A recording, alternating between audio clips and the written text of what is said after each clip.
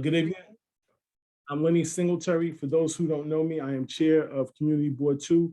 I welcome you to our Executive Committee meeting this evening. I have a time of 6:01. I'll introduce our officers. Our first Vice Chair is Mr. Leonard Jordan, who I don't believe is with us this evening.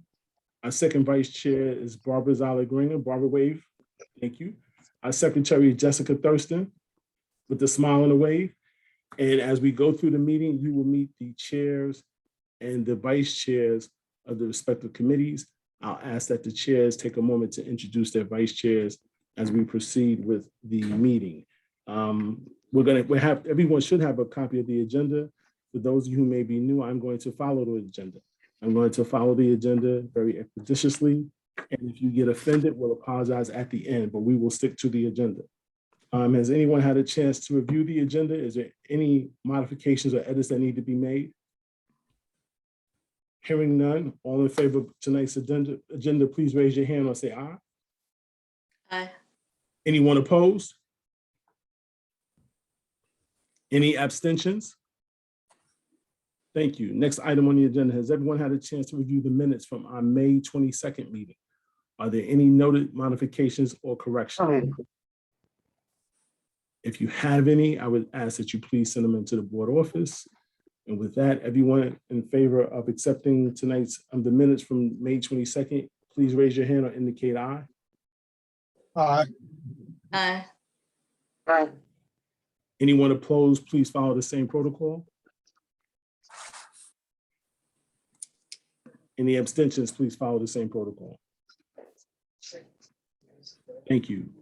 Everyone has had a chance to review the agenda for tonight's executive committee meeting. At this time, we'll pause for the public. And should anybody who is not a Community Board 2 member have an agenda item that you want us to consider to discuss this evening that is not already listed on the executive committee agenda, I ask that you please indicate now, and we will consider your request.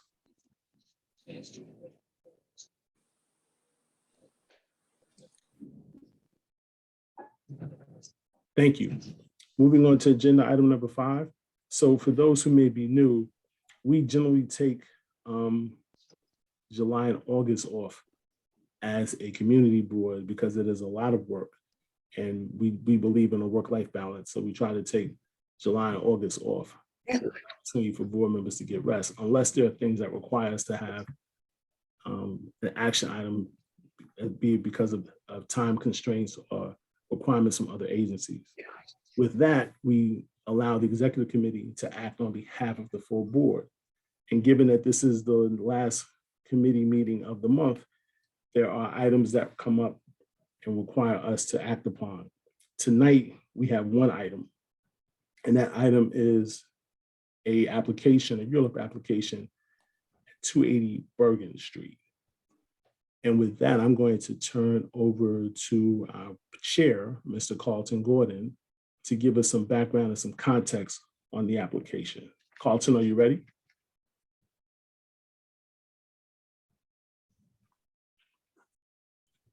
So Carlton, I can't see you. I'm going to make a presumption that you're saying a lot of nice things on mute.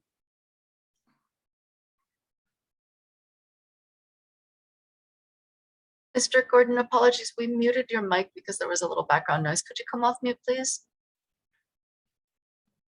There you go. Okay, can you hear me now? Yes, we can. Okay, thank you. I was saying it's, I don't know why something on the, I have this thing with the camera on it. For some reason, I can't even see me. You know, it has a, but anyway, I am here. All right, so we'll just have to make do, you know, with me. Okay, first I want to thank Karen Johnson, who did the minutes of this particular ULURP hearing and meeting. This was a hectic one. Also thank Daughtry Kostarfin, our co-chair. Also, I want to also thank Judy Stanton, who is no longer going to be on the committee, because she spent many, many years as a public member. Most of you may not have met her, but those of you who know her very well, she's been involved for a long time, and she felt that she could no longer carry it on. Also, just make a note, because this is a part of Housing and Matters. Rent Guidelines Board has approved rent increases 1 year at 3.25% and Carlton? 2 years for 5%. Yeah, Carlton? for yeah, Carlton, this is Lenny. You'll have more than an opportunity to make those announcements later. yeah. Let's I'm just finished focus with on- that. I just let's wanted to just make focus- sure that I get that in. You'll get it in. And Let's just just to let focus on people know 280 that. Bergen for now. That's the executive item. Yeah. before us. Thank you. Right, right. I just wanted to make sure that gets in and people know what's going on. Now we have the 280 Bergen Street, which is also at Third Avenue.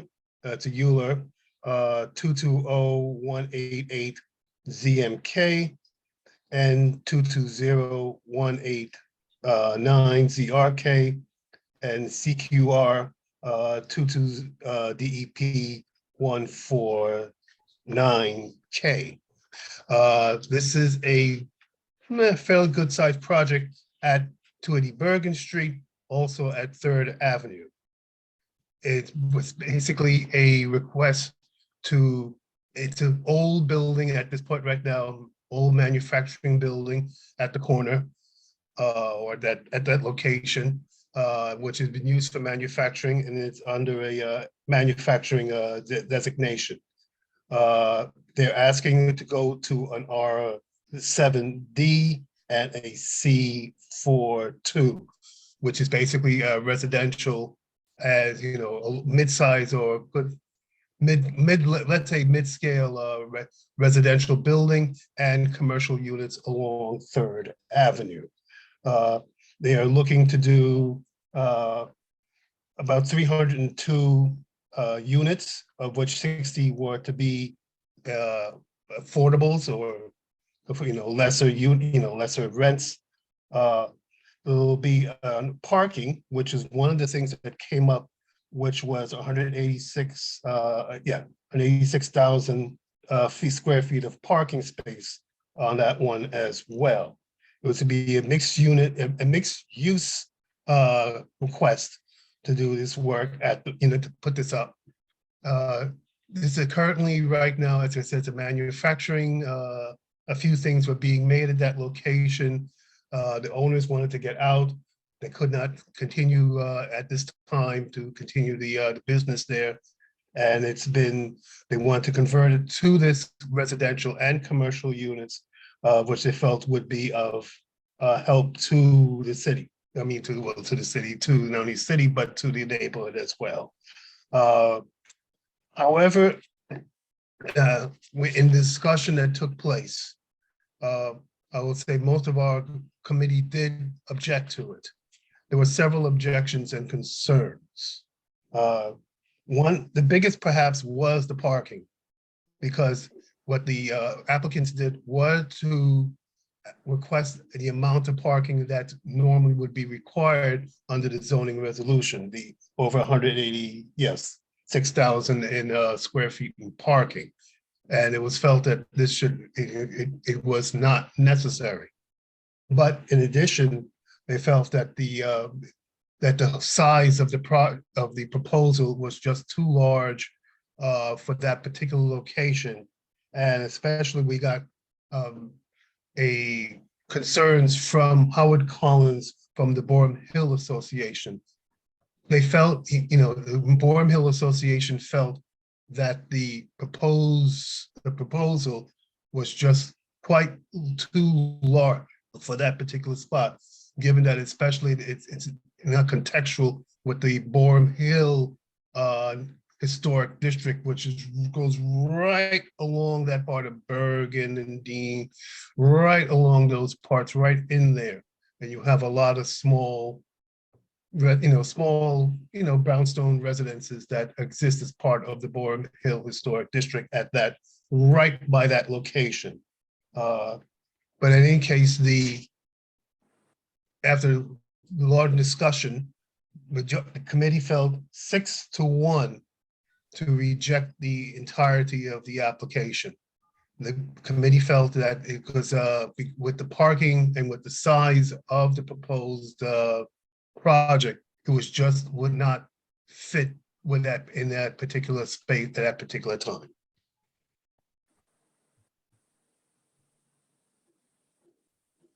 Thank you, Carlton. Are there any questions? Okay. I'm sorry, Carlton, was something else you were going to say? Yeah, that's my summary. Okay. Are there any questions from board members? Barbara? Yeah, I just, in terms of the parking, was some of that going to be underground? Is that the issue? I don't know if it was gonna be I think it might have been underground. I wasn't quite certain of that. But that's, again, it probably would have to have been underground. But again, they felt it was just too much parking at that particular spot. All right, I mean, that's the way the committee felt. And the committee didn't entertain, making any recommendations. They just outright voted against it. Yes. I personally had hoped that perhaps there would be more discussion. I know it's, again, from the Boerum Hill Association felt that this is something that could be, that they wanted to see perhaps future possible discussions, but the committee felt was very negative towards it and just said no. They came very hardly, like I said, 6 out of our 7 said no. Thank you.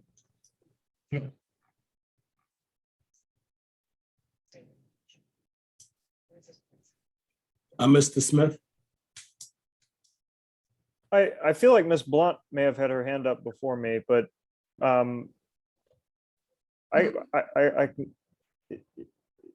is it because I'm a committee member I should go ahead? No, it's because that's what I saw on my screen. I apologize. I'll defer to Ms. You could Blunt go. then. No, you could go. Go. Okay. Let's make this easier. Mr. Smith? Okay. 2 quick questions. 1, I may have missed it, but how many stories and what was the height for this building? And 2, was there any clarity on what kind of commercial business would be supported by this building, since you said it was mixed use? They weren't certain of what they would have as commercial. There was space at this point. They were just looking to have some space, commercial spaces. They were talking about medical uses, but excuse me, they were not certain of what the commercial spaces could be. It could be regular shops, whatever, but they were not. So the height would be about approximately 9 stories. Thanks. Ms. Blunt? Hi. Hi. I don't know why I put down 52 floors. Maybe I had that wrong. But my greatest concern was the AMI. They was looking at 130 AMI. I think, Daughtry, I think maybe they had a few with 60 and they called this affordable. And that was my biggest problem with the project. And they said something like, well, since they did away with 421A, this is all you're going to get. So that was it for me.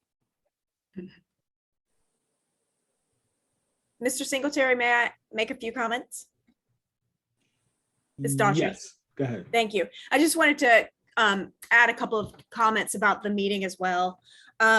They were not committing to an AMI strategy. Their intention at this meeting, I think, was primarily to get through the ULURP process. I think they talked about it twice. And so Ms. Blount is correct in that they weren't committing to a strategy for AMI. They were either going to do option 1 or option 2, but then they weren't sure because the 421A requirements had a different sort of stratum. I just wanted to clarify also that they were proposing a 9-story, 95-foot high building from 3rd Avenue all the way to Nevin Street. It's a block long on the north side. It's a block long site. There are a couple of smaller parcels that were part of this ULURP that we didn't really talk about at all because really the bulk was facing on the south side of Bergen Street.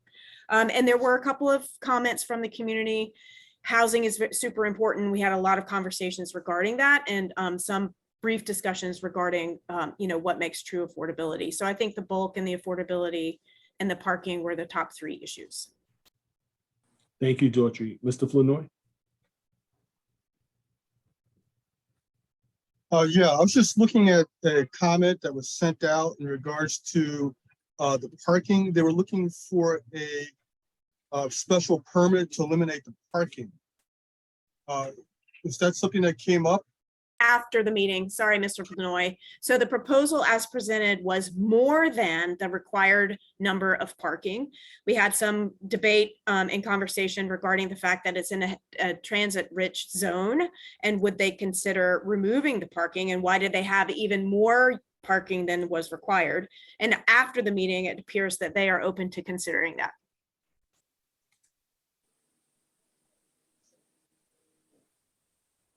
Parking was one of the big issues that came up when they first, during the hearing, they stated that they were going to just do the what's required under the zoning resolutions, the amount, and we felt that the amount of parking, I think that was, they said, the biggest, probably the biggest thing, was just too much at that location. You're only a couple of blocks from the, I would say, they used to call it the Pacific Street, but the Atlantic Avenue station.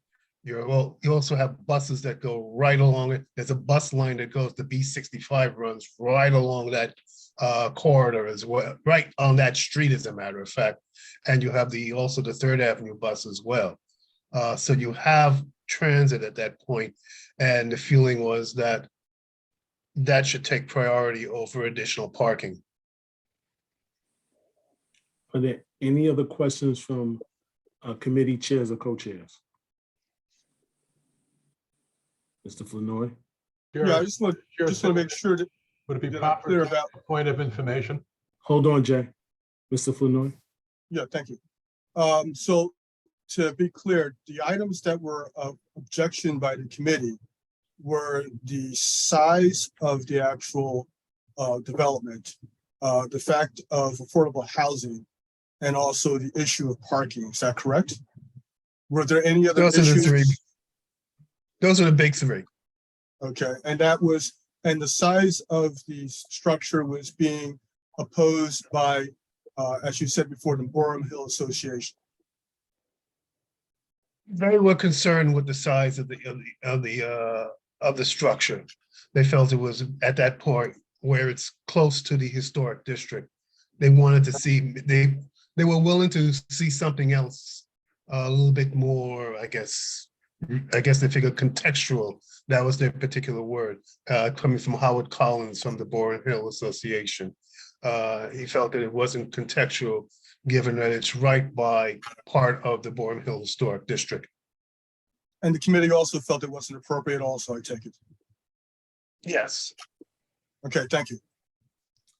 Ms. Thurston? Thanks, Lenny. I just wanted to actually clarify that being there and taking the minutes, I don't think those are the only 3 issues. I actually think there's a bubble on top of all of that, which is that every inquiry that was made of the applicant, it was very apparent that they appeared uninterested in cooperating with the community board, were quite dismissive of pretty much all of our questions, though I did appreciate the architect's response when I asked about green infrastructure. So I actually think that that's a relevant, it's not just these individual points, it's that there's a real lack of engagement, particularly when, to Ms. Blount's point, folks suggested direct engagement with folks in NYCHA right there. I'm really thinking about deep affordability, and that was wholly dismissed. So I just wanted to add that context. May I make my point of information now, Chair? Hold on, Jay. I got you. I didn't forget you. I'll call you when I'm ready. Hold on. Any other board, any chairs or co-chairs have additional comments? Okay, let me go to Ms. Carolyn Hubbard Cumming and Worry. Yes, thank you. I wanted to be clear. I was concerned also about the affordability of the apartments that would be developed. But now that they're saying they want to eliminate the parking, does that provide more affordable apartments, or what does it provide? Just eliminating the parking is not the issue, because the current building has parking in it. So we're eliminating parking that already exists in that neighborhood. The parking was a important side issue, it's not directly related to the number of the affordable units. I think there was more, that was concern of expanding parking under the zoning resolution at that location more so. I would say the affordables are a separate but also important issue as well. And that was another determination. But there are two, I would say there were two tracks on that one, so to speak, related but not the same. Thank you, Carlton. So let me take this time to call on Jay Siegel. Jay, I'm going to ask you to introduce yourself, your relationship to the project, and then let you make your point of clarification. Thanks, Lenny. My name's Jay Siegel. I'm the land use attorney for the applicant.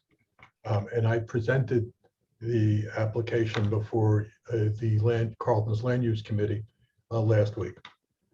I first want to say that I don't think it's a fair comment to say we've been uninterested in cooperating when 2 days after your hearing, which one of the 3 points were about parking, we made an application, we submitted a pre-application statement to city planning seeking to eliminate all the parking. So that certainly shows that we heard you and we reacted to one of your 3 major points. And we are pursuing the application vigorously, and city planning said they will attempt to expedite it because they understand how important it is to you. So that's one thing. And one of your other points that you mentioned was about the AMIs. I'm sorry, it was my fault. I didn't make it clear, but what I was saying was, and by the way, the governor announced today that she is seeking to renew 421A, but putting that aside, I think it's very likely that MIH requires either 60% average or 80% average of all the AMIs in the building. And based on what we understood from the prior 420A proposal, it's going to have to be no higher than 60% AMIs because the state is going to insist on that. And so that's the level. It may not be as low as you like, but it's not 130%. It's averaging 60% AMI. Ms. Blount, so I don't think you have to worry about 130% AMIs being called affordable.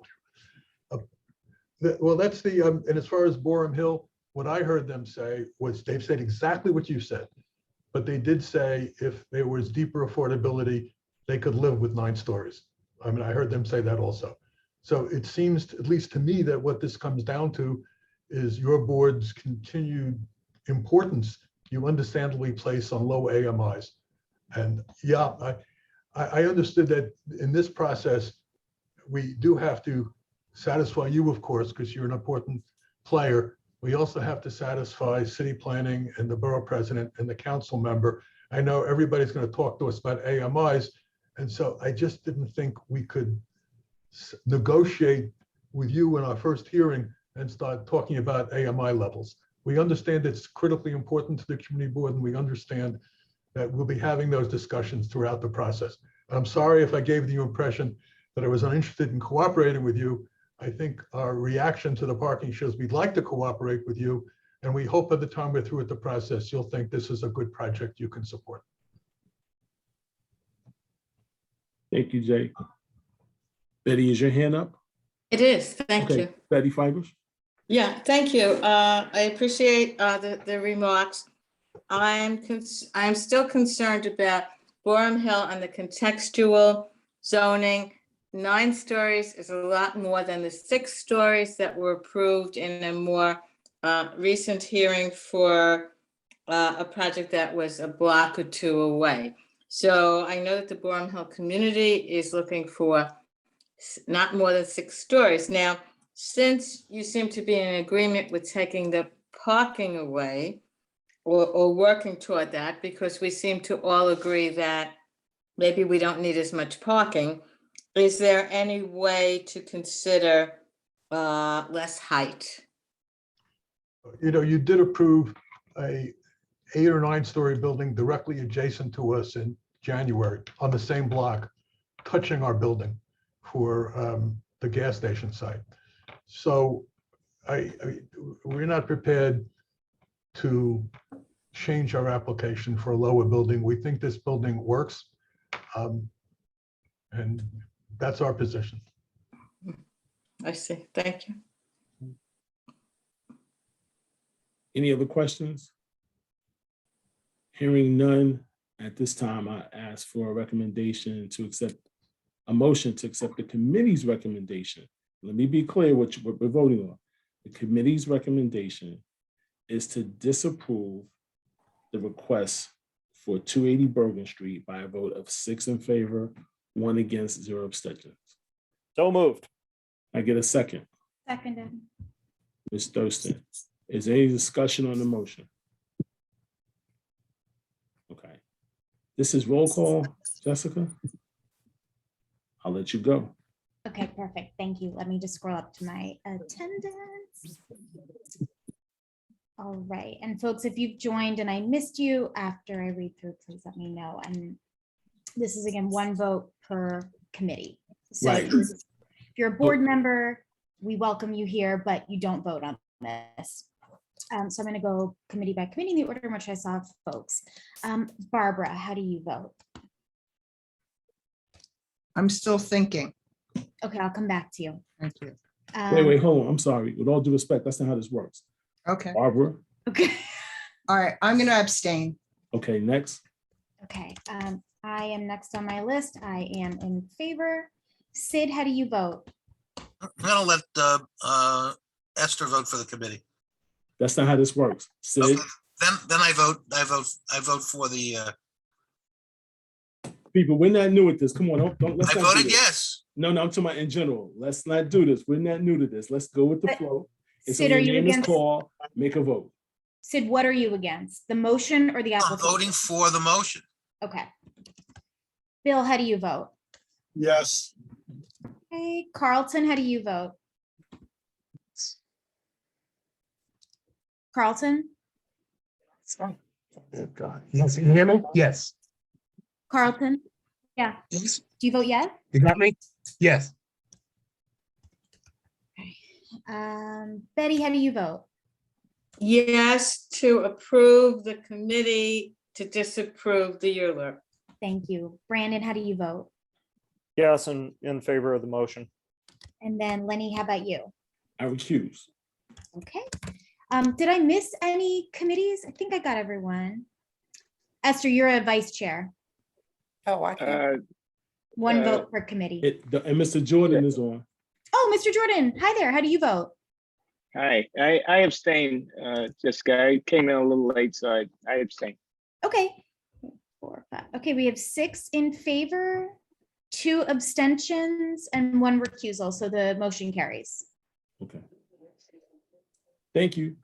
All right, Carlton, moving on to committees for action. You're up. Land use.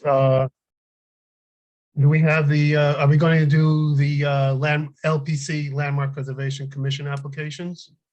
That's what's up now. You're next. Number 6 on the. Oh, okay, you agenda. consider it as a, okay, yeah. Yeah, same, committee all for right. action, land use. Okay. Right, that's me again. Yes, sir. Okay, we have two Landmark Preservation Commission applications for certificates of appropriateness. The first one is 30 Remsen Street in the Brooklyn Heights Historic District. This is a 4-story typical Brooklyn Heights building, but it's actually owned by run as a co-op, believe it or not. So the person in their particular unit is redoing the windows for their unit. The windows are leaking when it rains, and they want you to put new windows at the front. And the windows will be done with wood framing. And in addition, the windows will be redone to reflect the 1930 tax photo to make it look like it was back at that time. They reported that the Brooklyn Heights Association liked the format, and the committee agreed, and we voted for it 7-0-0. If you want, I can move on to the next one. Yeah, let's do which is both. 60. I said, yeah, let's You want to do vote both. on that? Uh-huh. Okay. I'm sorry, Carlton. I meant let's do B as well. You can do 66 Greene as well. Okay, all right, I was wondering what you want. Okay, yes. The next one is 66 Fort Greene. Not Fort Greene, sorry. It's in the Fort Greene Historic District, but it's 66 Greene Avenue. On this one, it's in the Fort Greene Historic District. On this one, it's an extension of 14 feet from, typical, I guess, again, brownstone unit building. And on this one, they want to extend the entire 14 feet into what you call, again, the donut, or further into the, back at the side of the building. Now, this building can be seen from the Claremont Avenue side of the building. So that's why it came to us, because it could be seen from the, as you say, from the public thoroughfare. We looked at the work and we essentially liked it. It's a lot of brick facing. It'll be a little bit lighter than the others, but the work looked good, and we voted for it 7-0-0. So we approved both applications, and we hope for your approval. Thank you, Carlton. Having heard the committee's recommendation, unless there's an objection, I'll entertain a motion to accept both recommendations, one for 30 Remsen and 66 Greene. So moved. Motion by Second. Mr. Meyer, second by Ms. Fibrous. Is there any discussion on the motion?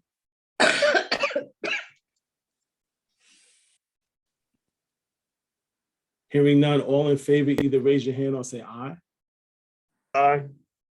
Aye. Aye. Opposed, please follow the same protocol.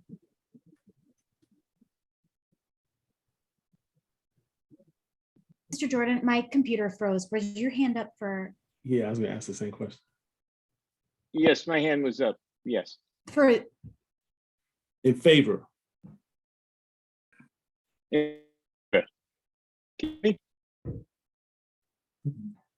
Mr. Jordan, we're having a little trouble hearing you. Could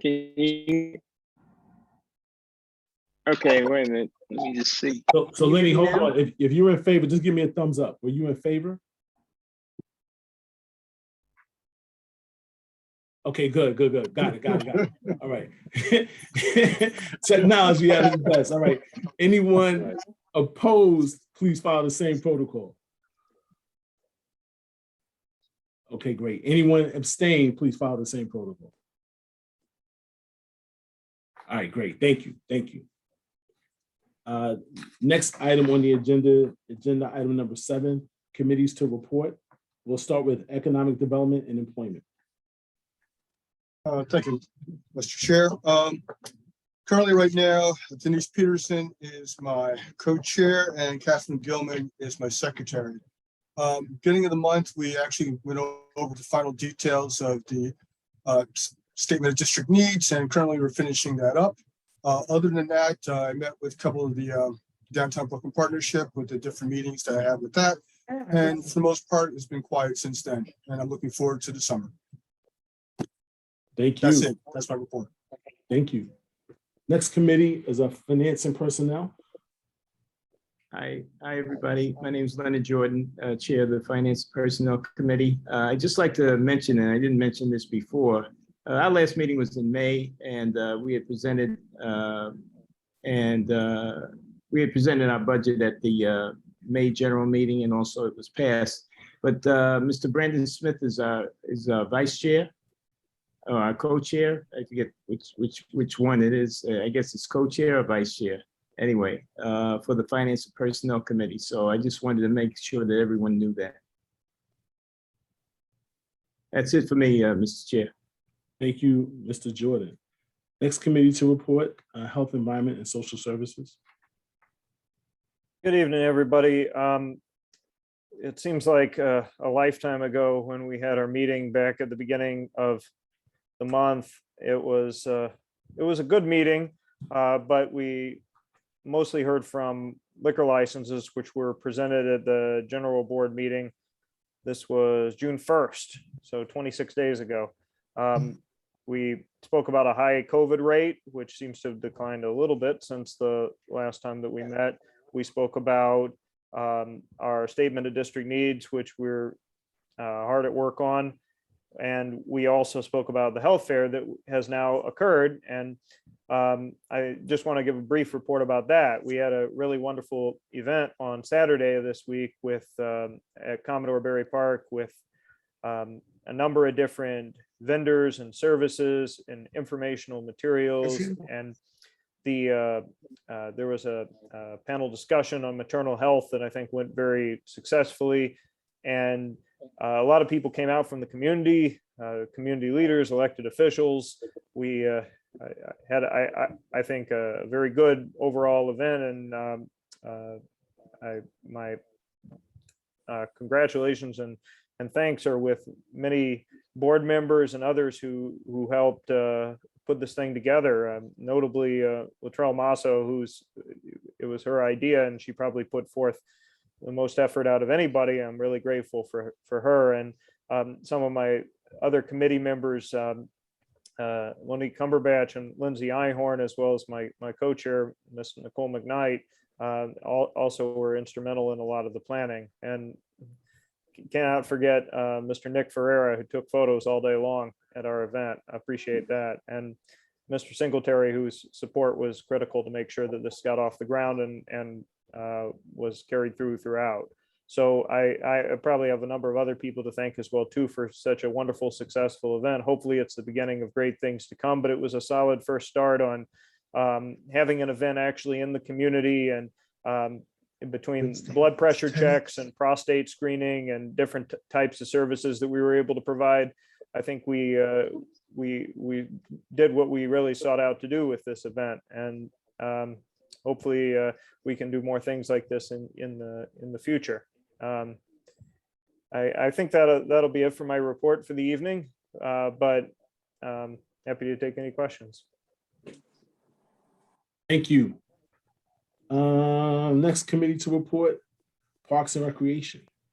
Good evening. Thank you, Mr. Singletary. I just want to echo, I thought the health fair was fabulous, and Brandon and Latrell, Nicole, and the others did a fabulous job. The panel was particularly interesting on maternal well-being, birth, and it was a wonderful use of Commodore Barry Park. So I hope others will also, at this particular space, so I hope others will also get the idea and use it for that. But kudos all around on that health fair.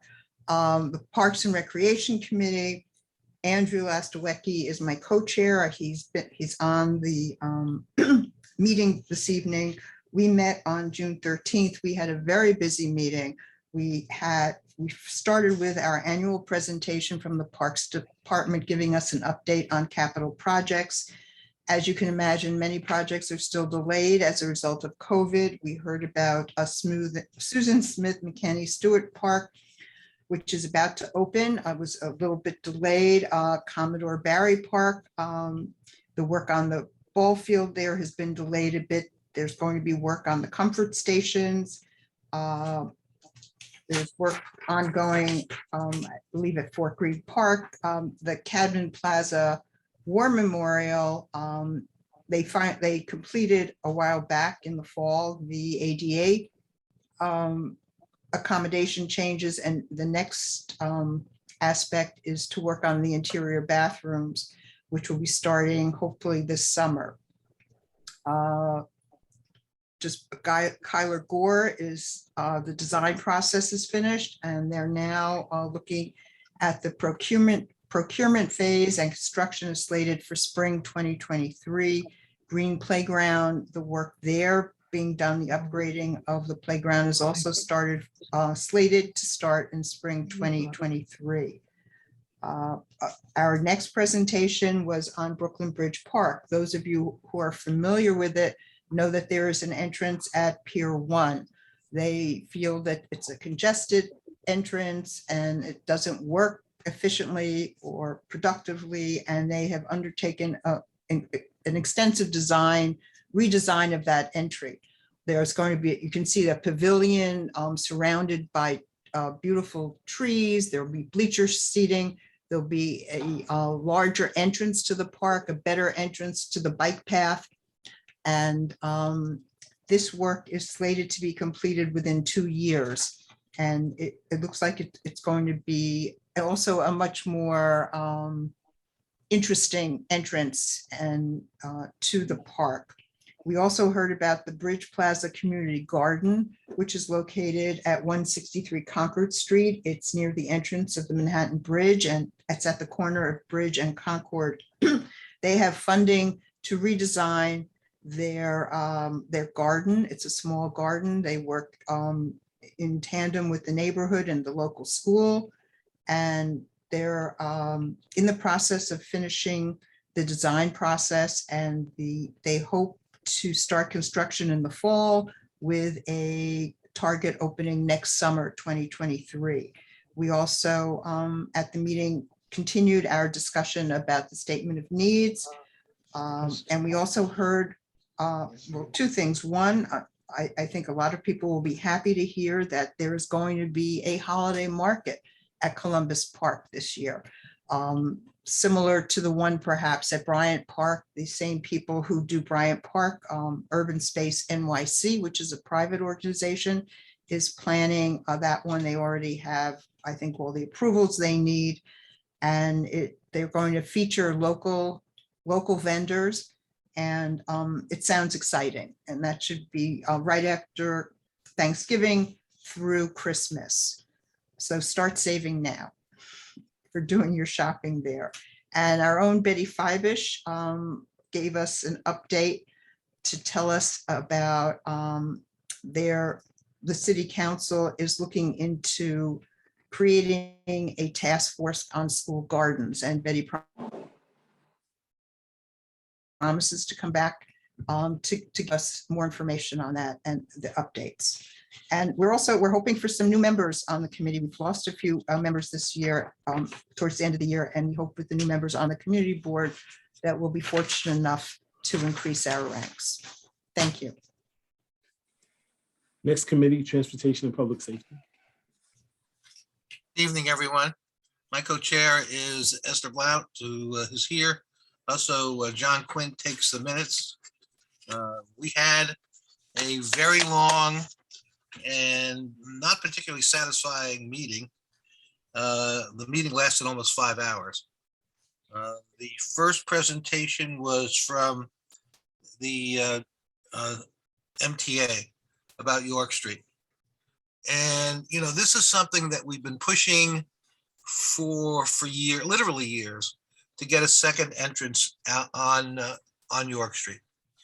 And the department, the MTA came with their engineer, Mr. Best and Andy Englesby, and they made a very thorough presentation of why it will cost between $200 and $450 million to put a second entrance in. As most of you know, when this station was opened in the 1930s, it was originally supposed to have a second entrance, but for whatever reason, it never got built. Now that the ridership on this station has approached what it did during and exceeded what it did during World War II, there has been a strong motion by the neighbors down there, by the community board, to put in a second entrance, a full second entrance with elevators, and they all have to be handicap accessible now, which they should be, frankly, would be between $400 and $450 million. A only elevator entrance without a full entrance would be between $200 and $250 million. Now we've asked for a copy of the entire report.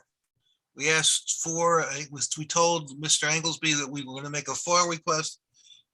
Andrew called me afterwards and said that he's going to see if he can give us the entire report, so we will see what it's like. Here, Taya's putting up what the cost would be. Now, we had the engineer who had done not the engineer, an architect who had done the report, attended the meeting. And he listened attentively, and I listened to intently, we all listened intently to what the MTA said. But as you can see, that the amount that they've suggested is incredibly high. The average amount they pay for making a station handicap accessible is in the neighborhood of $79 or $80 million. To $450 million, they may spend in Manhattan, but they're not going to spend in Brooklyn. It will be on, it's not, this station is not on the MTAs to be upgraded. We have gotten a couple of $1 million from one of the developers in the area, but obviously a couple $1 million is not 450. If anybody would like to ask questions on this before I go on. Go on, Sid. All right. The next thing that we had were a number of presentations from DOT. One presentation we did not get from DOT was on Willoughby Avenue. They have been promising for months to come back and explain what their survey had done. Commissioner Bray was there. He apologized. He said it wasn't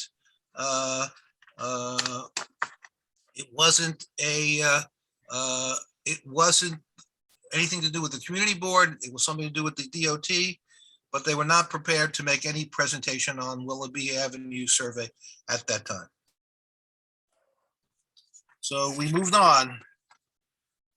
The next thing on the agenda was a discussion of, let me go to my other notes, excuse me for 1 second.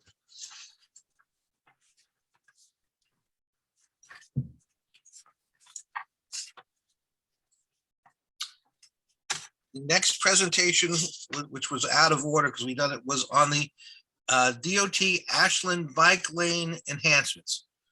What they're proposing is a protected bike lane, both the north and the south bike lane on Ashland Avenue, beginning at Flushing Avenue and going all the way down to, I believe that's Myrtle, right? That would be a 2-lane protected bike lane from Hanson Place to Flushing Avenue.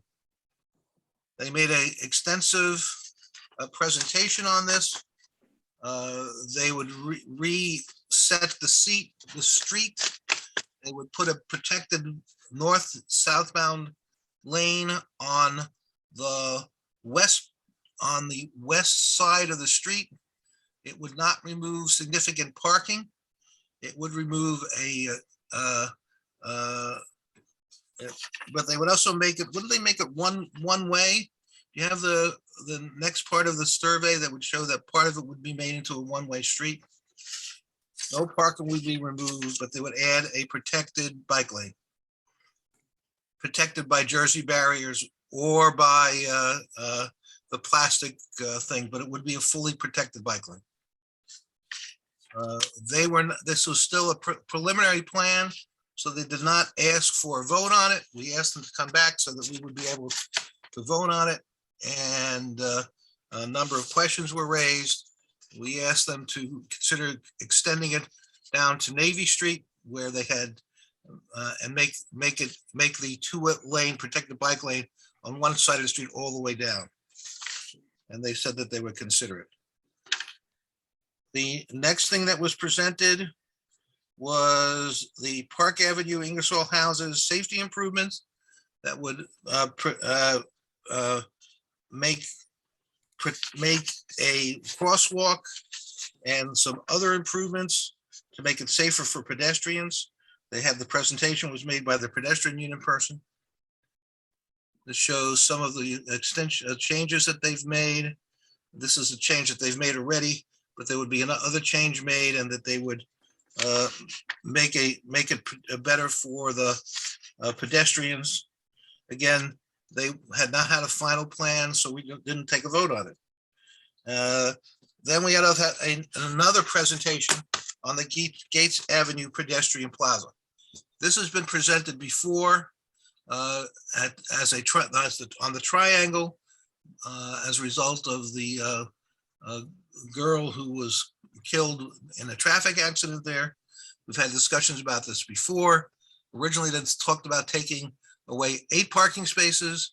They now, in the presentation, said that they want to make a shared street for another block and take another 8 parking spaces away. This was again not presented for vote. It was presented for discussion.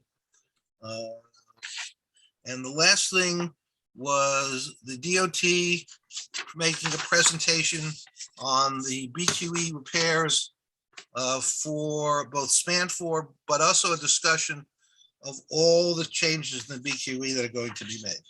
They introduced to us Julie Bevo, who is the new BQE coordinator, who agreed that she's willing to hear, but they're beginning the process again, all right, to reimagine the BQE, the Sand Street to Atlantic Avenue, but for the entire corridor as well. And what they're temporarily doing is they're going to make what they view as immediate repairs that they believe need to be made.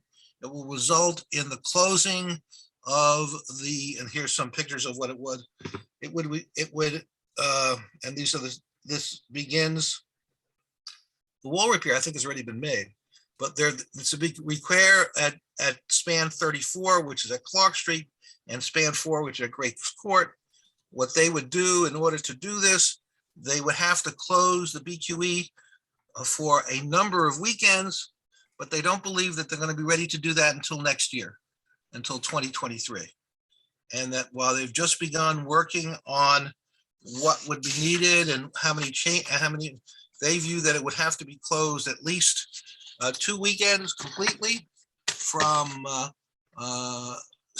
early Saturday morning until Monday morning, that it would close, and that would be no traffic allowed on the section of the BQE from Atlantic Avenue to Sand Street, that they would have the normal, I want to go to normal, but they would have traffic enforcement agents there to make sure the traffic goes correctly. I'm going to try to make sure that I'm out of the country at that time. It's going to be a zoo. It's going to be very, very bad. But they only believe that they're going to have to close it completely for 2 weekends. They may have to close one section for, but not closing both ways. But they do believe that they're going to have to close both ways at least for 2 full weekends in order to make the changes. And that's my report. If anybody has any questions, I'm happy to try to answer them. Thank you, Sid. Next committee to report, Youth Education and Cultural Affairs. Yeah, good evening and thank you. My co-chair is Dorothy Manning-Tunstall. I would like to say that we need new members. We've lost some, so we appreciate any new members of the board who are interested in our committee. At our last meeting, we had an update from the EDC around Abolitionist Plaza, the park that's being planned in that spot, and various committees, including the executive committee, full board, Parks and Recs. We've all had conversations and updates over the years, and some of our electeds have been involved as well. So this is an ongoing concern. And one of the latest concerns was that a dog park, like a dog park, was slated to be, it was designed to be over the areas of the tunnels and the Underground Railroad, and this very sacred and important spot for our Brooklyn history and abolitionist history and so on. So we're very pleased that they presented an updated design to move. They're making the dog park a little smaller, and they're moving it not adjacent to 227 Duffield, which is the historical building that's adjacent to the park. So we were very pleased to hear that. They anticipate that they can't call it a park because it's not a park and it's not a New York City park, so it's a plaza. So I apologize for using the term park, but they anticipate opening the space within a year or more than a year. So maybe by the fall of 23. And it's a very important green space in an area of very large density in downtown, in the area that was rezoned in downtown Brooklyn. So yeah, Taya just showed the latest drawing. Because of the update in design, that costs more money, so they're working on the financing of this now. But it was very positive, and they did understand the absolute need that the dog park not be adjacent to the historic and sacred area. In our meeting, we also anticipated hearing from our youth council. They've been working on the issues that they find important in the community. Unfortunately, we weren't able to get a full report. We will, I think, over the summer and September, so there will be more, and our young people will be presenting items in the statement of district needs. So that's another way we will hear their voice.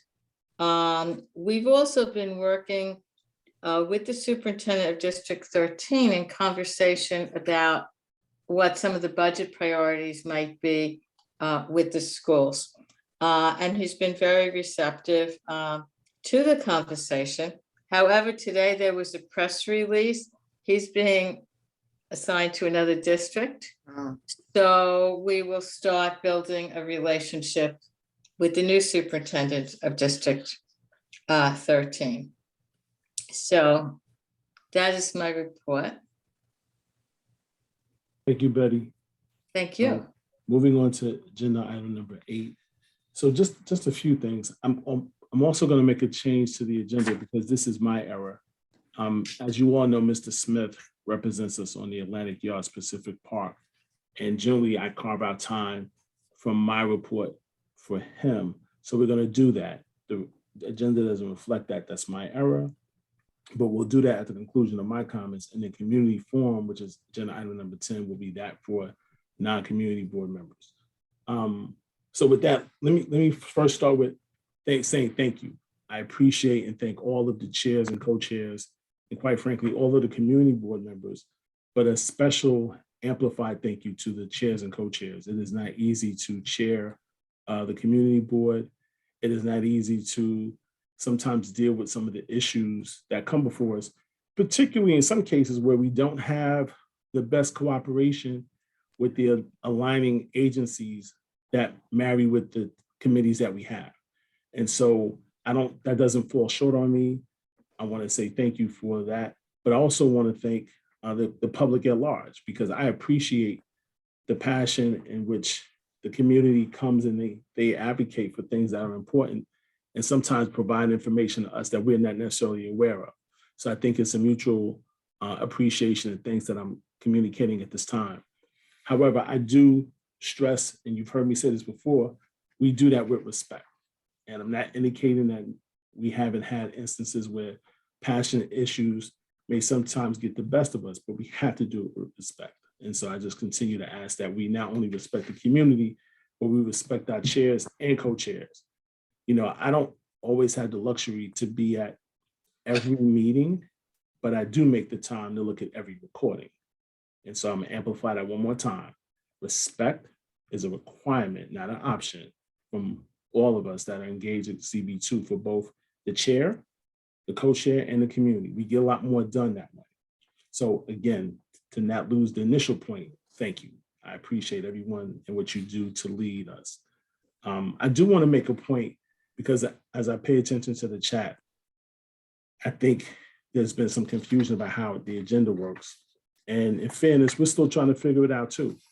But when we start the meeting and there's an agenda item that anyone may want to address, the agenda item number 4, where I say open session for the public to comment on any agenda item, is where you can get a chance to tell us what you want to be known about an agenda item, or perhaps ask us to include something that may not be part of the agenda. Using tonight's example as a case, when something comes before the executive committee or the full board to take action on, that means that the public hearing and the work at the committee has already been done. And so if you miss the opportunity to voice your concerns at that level of engagement, then the recourse you have is to send a letter or email of any concerns you may have that may remain outstanding to the board office.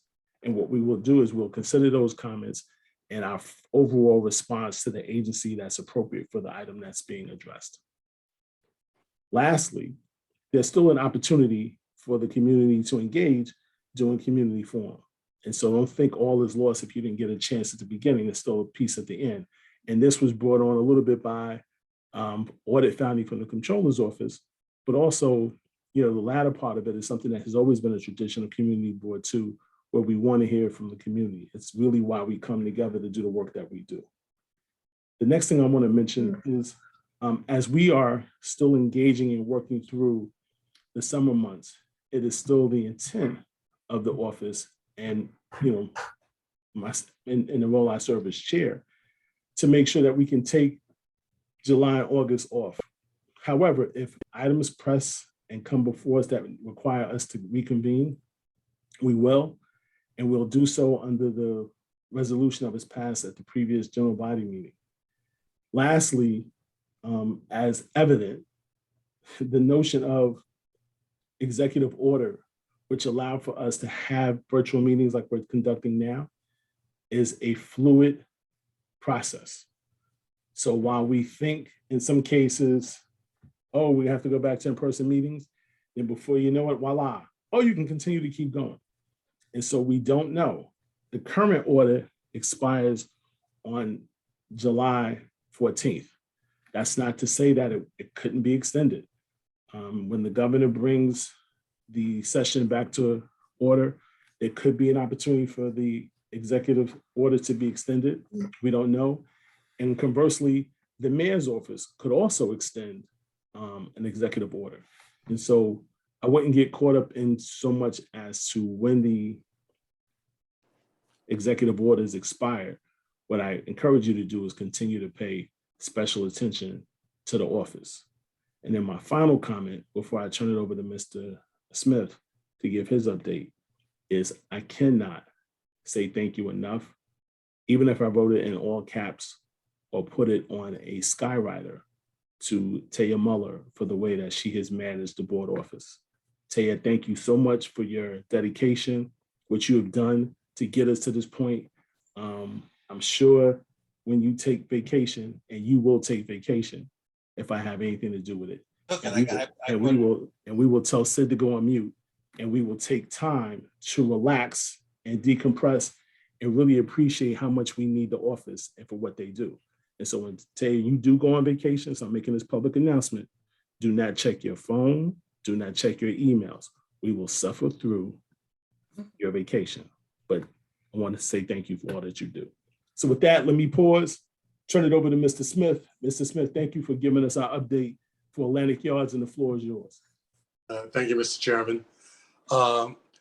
Unfortunately, we still have not gotten any new construction starts toward the construction of the 877 affordable housing units that still are supposed to be completed by May of 2025. Greenland Forest City Radnor maintains that that's going to happen, but nothing has happened so far. The one project that is about ready to start is B5, but that's the one that I've mentioned that is to be built on the platform. And the hope is this one tower will still qualify for the 421A subsidies that have gone away, but because there are some pilings in the ground, that's the assumption that is, making the project shovel ready. However, the developers are not clear in whether that is in fact going to be sufficient to maintain the 421A subsidies. At the most recent board meeting, the question was posed to the developer who didn't know. Gib Piccone, one of the board members who raised the question, then made a motion to have that question answered through queries from the ESD board to city planning.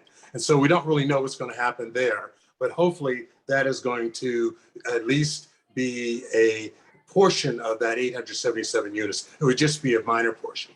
The bigger problem is the platform is supposed to have two other towers, B6 and B7, both of which will be 100% affordable, but neither of which will clearly have the benefit of the subsidies. So we really don't know what's going to happen there either. So it's not a really positive story per se, but we have to, the developer seems to be excited about getting started eventually. The big surprise at the most recent AYCDC meeting was about the urban room. The urban room was one of the community benefits in the original contract that was to create some public space that was going to be in the tower that was going to be built on the plaza, which of course is now just really kind of the public room.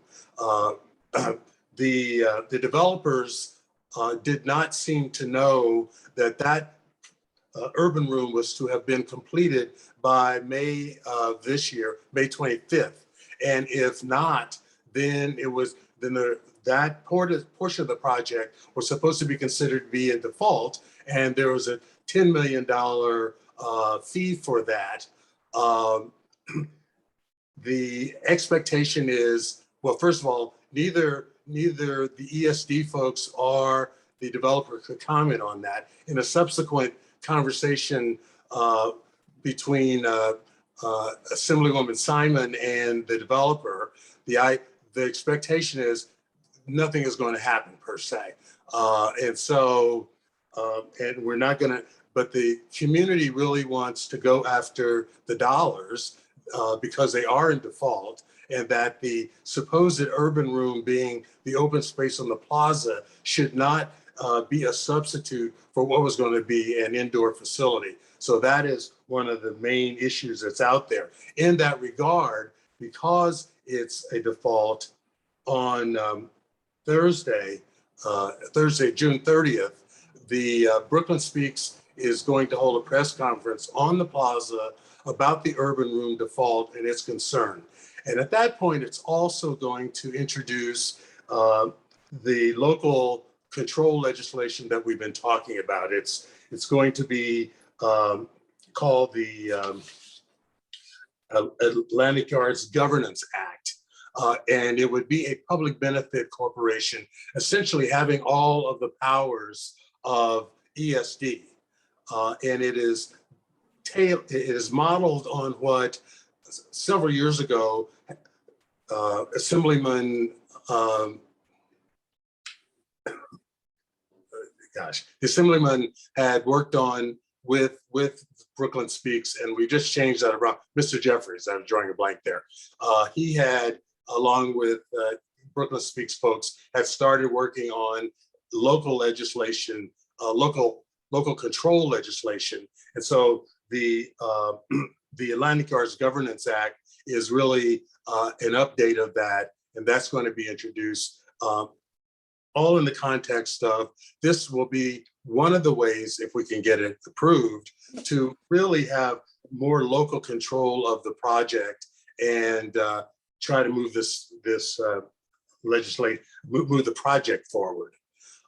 And really, that is all that is happening at Atlantic Yards. I would point out that the school is still scheduled to be open in the fall of 2024. But it's not a lot of movement there. And that's the report. Thank you, Mr. Smith. Appreciate you still having the time to go through this process and providing us with a detailed report. We really, really appreciate that thorough report. Thank you. So let me move on to other executive business. I already addressed the executive order item. Are there any other executive committee business that we need to discuss this evening? Well, Barbara? I just wanted to mention something. I noticed today, as I walked through Columbus Park, that there's a new public art installation, which the community board had not heard about. I just received an email this evening from the Downtown Brooklyn partnership talking about this exhibit, which is opening tomorrow. Today, there was just some sort of cages, very attractive ones, but there will be some sculpture introduced into that. And it sounds very interesting and very thought-provoking. I'm kind of surprised. It's with Downtown Brooklyn and the Dumbo Art Fund. I'm just kind of surprised that they didn't come do a presentation for the community board, but it sounds very interesting. If I may interrupt, it might be the same group that I reported on, Fred Wilson. Yeah, oh, it is? Public art. Oh, It okay, is. sorry. I didn't realize that. Okay. Sorry. It's a thrilling piece of work, and the artist will be there from time to time to speak with people and to, you know, have a conversation, but not to give the exact, like, what he thinks the meaning is. It's for people to Oh. figure out for themselves the I also meaning. think it's great to have some sculpture in Columbus Park, because it's a big empty walkway, and I think it's a great idea. Any other executive business to discuss? I just wish to point out that for anybody who is a rent stabilized tenant, There you go. that there will be, that there will be an increase in rents. If you renew your lease, 1 year it'll be a 3.25% increase. For 2-year leases, it'll be a 5% increase. Thank you, Carlton. Moving on, Betty. Yeah, I want to know if there's any new progress or developments on the process of helping to staff our district office. So as discussed in the email that you and I have, no. Okay. Any other items for executive committee discussion? Okay, let me move on to item number 10, community forum.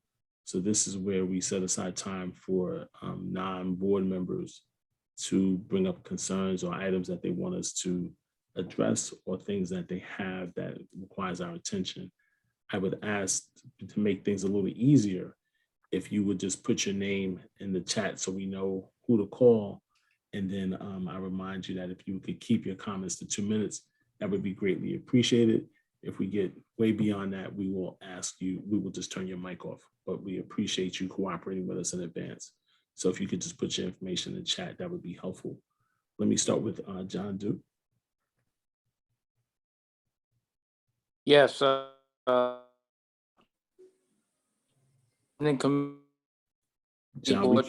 we can't hear you too well, John. Do what Sid spoke about in terms of Abilene Gardens. And we need to constantly be reminded that the tragic death was not caused by a roadway error. This was the police chasing someone that caused this unfortunate accident that is now just being used to extend that park space that is at Gates and Vanderbilt Avenue. Now that park space has been expanded so that the 8 spots that were originally supposed to be removed is now up to like 20 spots. And that Gates Avenue will not go past Clinton Avenue anymore. So Transit Authority DOT is using this to further employ their anti-car movement, which is not a plan.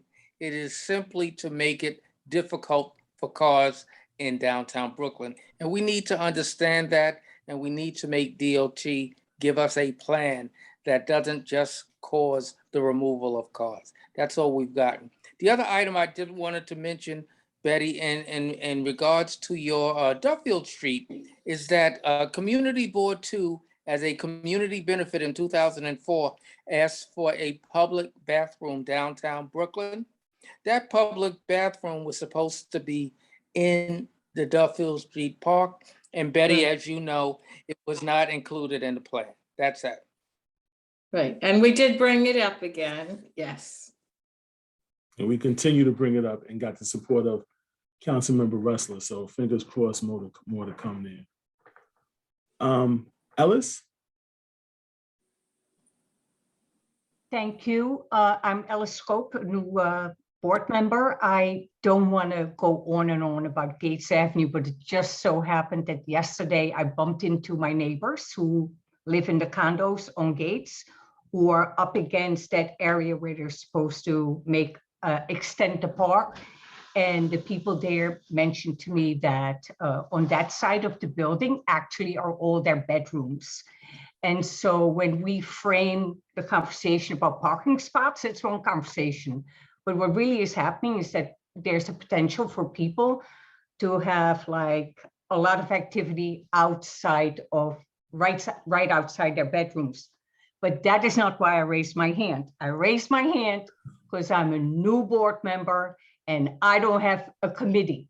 And so I just want to say that, and I'm hoping that that I will receive some guidance on that, because I actually have my eye on some committees already. And that's my comment. Thank you. So thank you for your comment. Let me tell you, you are not the only board member to communicate that to me. I have a whole host of emails. And so the way the process works is we take the summer months for me to look at the whole listing of board members, particularly the new board members, and we have 12. You're one of 12. They then indicate where they have a desire to want to serve. And then we look at the total process and then make a decision based on where we have a need. It's no surprise, and though let me just remove any suspense that goes with it, that there's a large number of individuals who like to serve on land use and landmarks. That's not going to happen, right? And so I'm glad to see you do that. But just to manage expectations, that's not going to happen because we want to level out the committees. And so as you've heard from two different chairs this evening, they have a desire to do that, desire to have more people serve on their committees. And then as we move forward, that does not mean that you cannot participate in any committee. You can participate in every committee, but as a primary assigned committee, we have to go through the process. So more to come on that.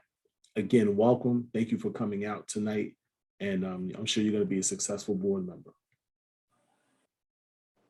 All right. Next, I'm going to call on Kerwin, if I'm saying that correctly. Kerwin? Yep, that's me. Thank you, Mr. Singletary. I got 2 minutes. Just want to reiterate what Mr. Du was talking about and Ellis was talking about. It seems like increasingly that DOT, it's as an agency, it has like a lot of free reign to do what it wants without actual input from the community.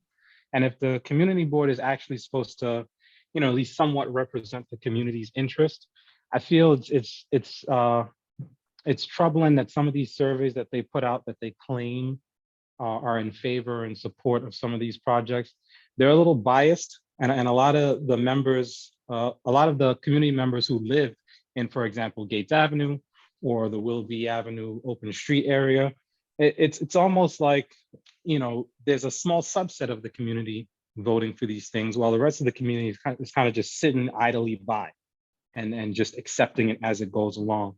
And considering that Fort Greene and Bed-Stuy and Clinton Hill are neighborhoods with a lot of a history of Black culture and Black residents, and that Black culture and population, it has decreased in the past couple of years.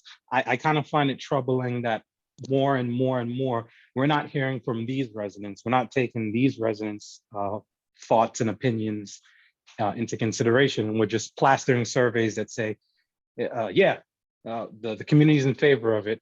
And as an individual from that community pointed out on Gates Avenue, he's actually a high school teacher. If some of these surveys were presented by high school students or even junior high school students, college students, they would fail. like they're inherently biased towards whatever it is DOT wants or whatever it is the people who've come to DOT regarding these things want. So I would hope that the executive committee would take a closer look at how this whole process goes down and maybe try to, rein the DOT in with regards to our community. Thank you.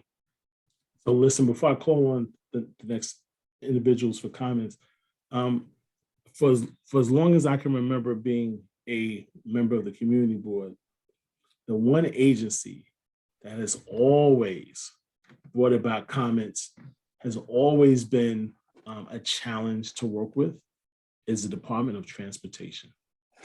And so I do not want anyone to think that the lack of engagement or the lack of support or inclusiveness, let's say it that way, is at the hands and directed by Community Board 2. There have been people who preceded me in the role of chair that have always had problems with the Department of Transportation. And so this is a long-standing history. This is an agency that tends to act in a way that they feel doesn't require them to be inclusive. If we didn't become as passionate as we were as a community, a lot of these things would just be FYIs, and you just wake up one day and see things running differently. This speaks to what I said earlier about why this is important to have that bilateral respect and communication, because the community has to be advocates in cases where we can't be, and there's always power in numbers. So I appreciate your comments. Rachel? Hi, my name is Rachel. I'm one of the new members joining this, I guess, class of 12. It's nice to talk to you and meet you all. Yeah, I know that there was a clarification from you, Lenny, already about the agenda order. I guess I was just wondering, because I went to the land use committee earlier this month and was able to ask them questions about 280 Bergen. I guess I was wondering, since this is replacing the general board vote, in the future, if this happens again where the executive committee votes in place the general board, how can we ensure that there's public comment, like there's ability to gather public comments before the committee actually votes? So generally what we do, that there's usually two forms. Generally there is an open comment section for the particular item at the committee, right? And then in the case of this last item, what the committee had was two things. It had a public hearing, and then it went into its own committee meeting. And so generally those are the forms that we allow for, or the structure allows, let me say that way, the structure allows for communication. However, you always have, as a board member, an opportunity to speak at any given time. The challenge is once it gets to the exec committee, and that's not so unique because of the fact that we are acting on behalf of the full board, but if this was any other month and it was an item that came before the exec committee, generally we try to reserve those comments for the members of the exec committee, but you always have an opportunity to speak on an item at the committee level. And as we're doing now, once we have a discussion and we take a vote, we don't immediately turn a response into the agency. So if subsequent to tonight's conversation or any other conversation, there are other comments or other points you want us to highlight, you can email the board office and we'll review those comments, and they may include in the packet we send to the agency. Okay, understood. I just think there's like value in whoever is doing the final vote for the community board, whether that's the executive committee or the general board. I think there's a benefit in being able to hear from the public so that it's not just the land use committee hearing from the public. This is just my 2 cents. But No. Listen, your comments are well taken. It's something that we probably can take under consideration. But what I want to just make sure that we keep in mind is that given the amount of time that's spent at the committee and at the public hearings, it is almost counterproductive to do that same exercise at the exec committee. And one of the things that we try to manage is not to have, so to speak, 2 public hearings, because then at that point, it would be a lot. And, I welcome offline, you and I probably having a conversation. Let's see how we can be creative. Let's see how we can do more. One of the steps that we took proactively, again, at the recommendation of the Comptroller's Office, was to set aside time at the beginning of the meeting to hear from the public, because previously we had not. We would wait to a session like this, and then you sometimes lose the energy or the points that may not come out naturally. But please keep the comments coming, keep the thoughts coming. I welcome all of that. Thanks so much, Lenny. Sure. Dorothea Thompson Manning. Yes, I want to make a comment about transportation. As we've said, there have always been a problem. I had attended a few meetings with the borough board, the new borough president. And if there is an issue and we want transportation, please reach out to Carol Ann Church, because according to them, they're going to make sure that the community board gets the people that they need to be present at meetings. They're going to try to work on that. So I'm just making a suggestion, reach out and see if things will change. That's it. So Dorothea, thank you for that. Just to be a little bit more transparent and to amplify Dorothea's point, the office, and particularly Taya and myself, either collectively or individually, not only have we reached out to the borough president's office, we've also reached out to the mayor's office for community assistance.